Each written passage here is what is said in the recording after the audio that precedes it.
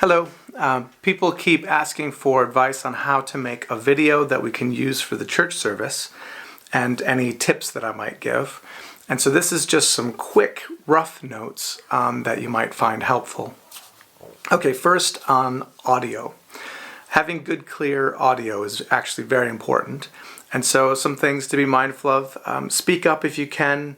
The microphone that you're using will make a big difference, but for many of us, we're using devices with a built-in microphone, and so we don't have any option there.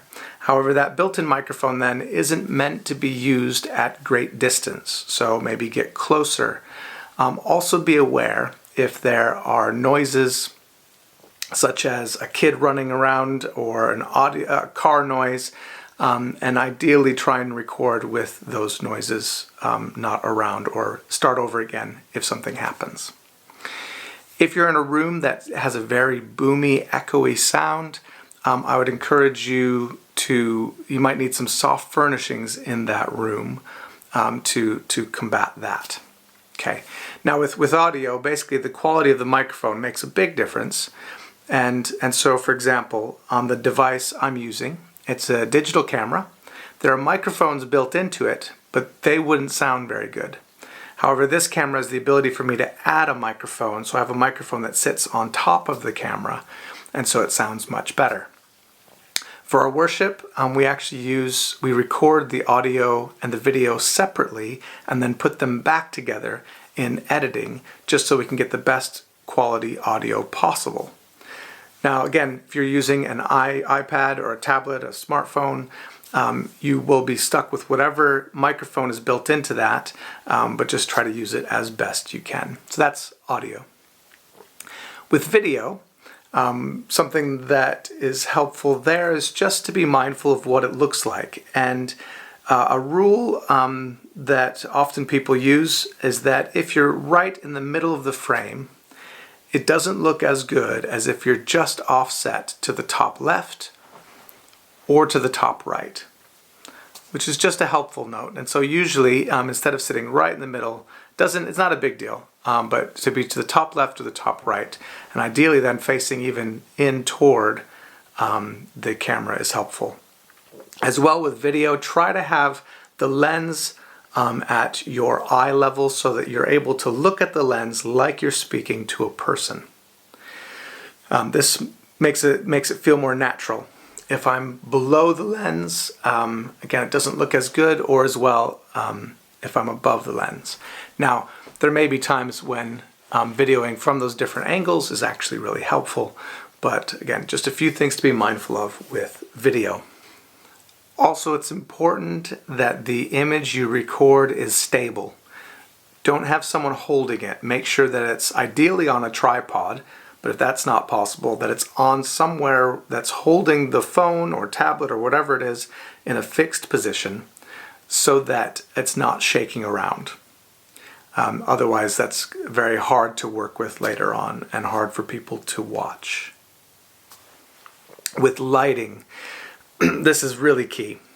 Now, with lighting, you need to be aware of what options you have available to you.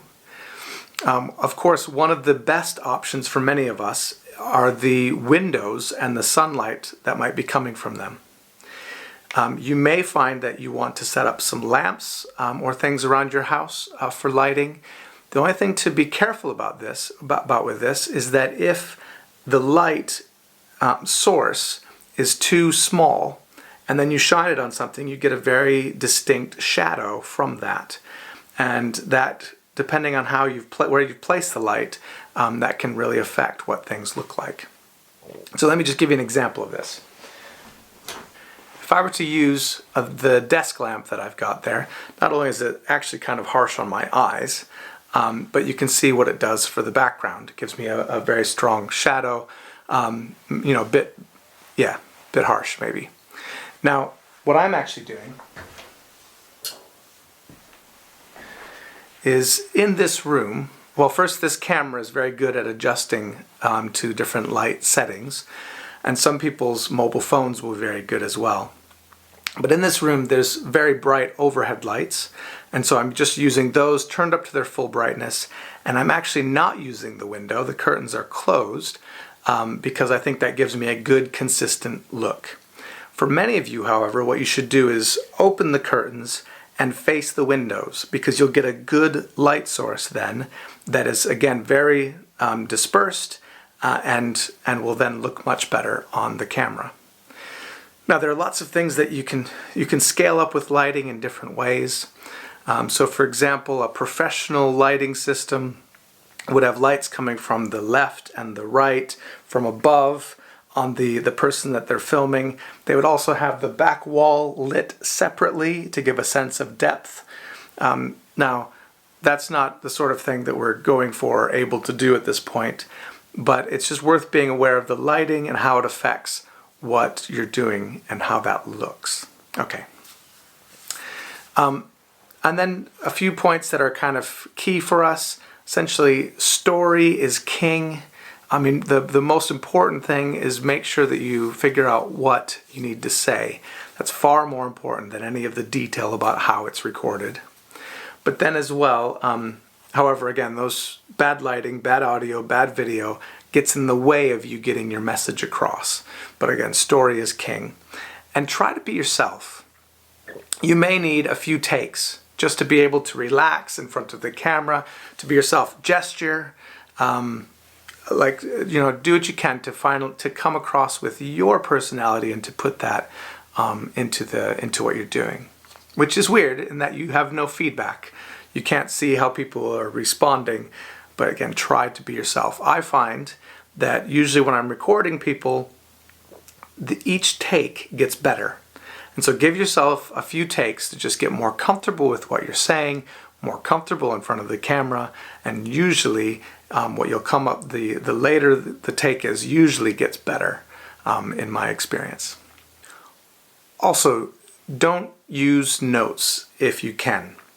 So first of all, if you're doing something brief and you can do it without notes, that's great. If you're doing something longer, like a sermon or a scripture reading, then let it be obvious that you're using the notes. Don't try and trick the viewer somehow. Sometimes people might try and put the notes just next to the camera, but what happens is you can see that they're reading their notes like this, and it just doesn't look right. Instead, let there be notes that people can see that you're looking down at them, and it just comes off more natural that way than anything else. So either don't use notes, that's ideal, but if you need to use notes, let it be obvious that you're using notes. Now, when you've put something together that you think will be, I can use as part of the service, please send it to me. I'd encourage, what you probably need to do is move it to your computer and then use something like WeTransfer.com to be able to share it with me, or as well to my email address, which is Shawn, SHAWN, @htcd.church. Now, there are also other ways to do it, perhaps using Dropbox or OneDrive or iCloud Drive, where you can share a file. Please don't share it over something like WhatsApp, because generally the file quality is reduced. Which brings me to something else.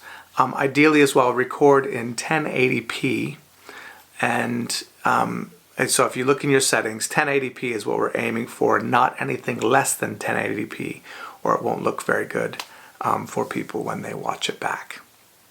And also, we don't need more than 1080p.